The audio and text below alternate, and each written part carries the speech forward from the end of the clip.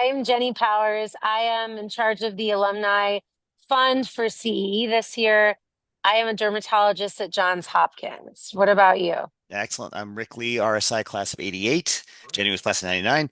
I'm a medical Yes. oncologist at Mass General in Boston, and I am now an alumni committee member, thanks to Jenny. Yeah, what would you say is your favorite memory from the program from so long ago?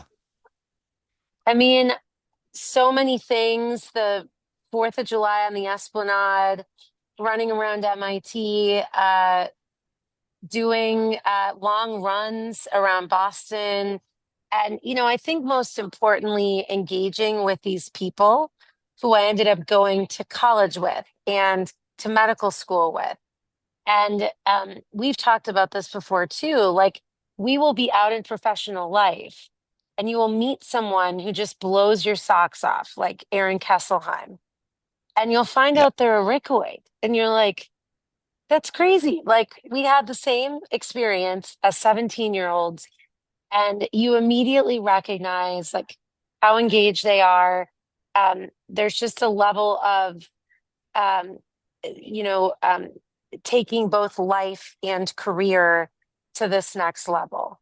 And I do feel like that training, that camaraderie, the lessons that Mrs. D taught us have stuck with me my whole career.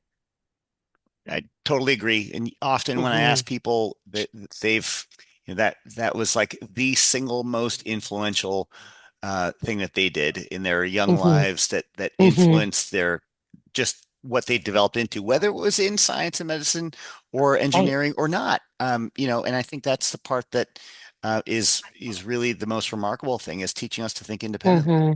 Well, and Rick, you might not know that this was a little bit of a shocker to me that it costs $13,000 to fund one student at RSI or USABO.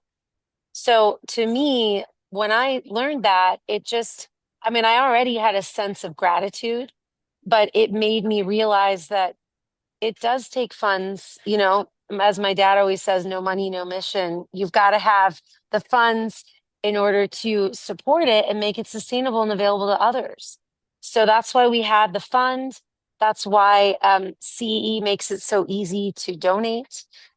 And of course, this is the season when many of us think about giving back.